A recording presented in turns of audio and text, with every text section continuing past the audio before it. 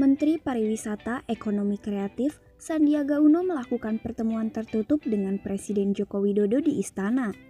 Selain soal pariwisata dan ekonomi kreatif, Sandiaga mengaku juga sempat berdiskusi soal politik.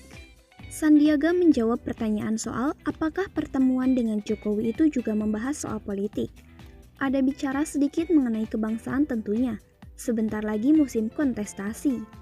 Beliau memberikan pandangan-pandangan kepada saya, tapi tentunya sifatnya tertutup dan ini jadi pegangan buat saya, kata Sandiaga di Kompleks Istana Kepresidenan Jakarta Pusat.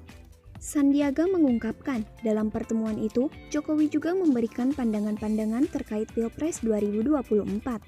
Jokowi lanjutnya ingin agar kontestasi demokrasi terus dijaga agar sejuk dan dijaga keberlanjutan ekonominya. Pandangannya bahwa kontestasi demokrasi 5 tahun ini harus dijaga agar sejuk, harus dijaga keberlanjutan ekonominya, harus tentunya fokus kepada apa yang dibutuhkan masyarakat. Sandiaga pun mengaku sepakat dengan pandangan Jokowi tersebut.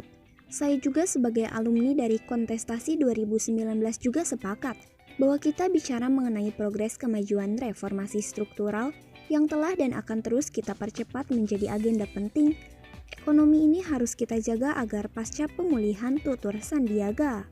Namun, saat ditanya apakah Jokowi juga menanyakan soal niat untuk ikut Pilpres, Sandiaga enggan menjawab. Selain soal politik, Sandiaga juga mengaku melaporkan perihal kebangkitan ekonomi Indonesia yang dipicu peningkatan jumlah kegiatan pariwisata dan ekonomi kreatif. Bahkan, menurutnya saat ini sejumlah wisatawan yang datang ke Indonesia sudah mencapai 20% dari target yang ada.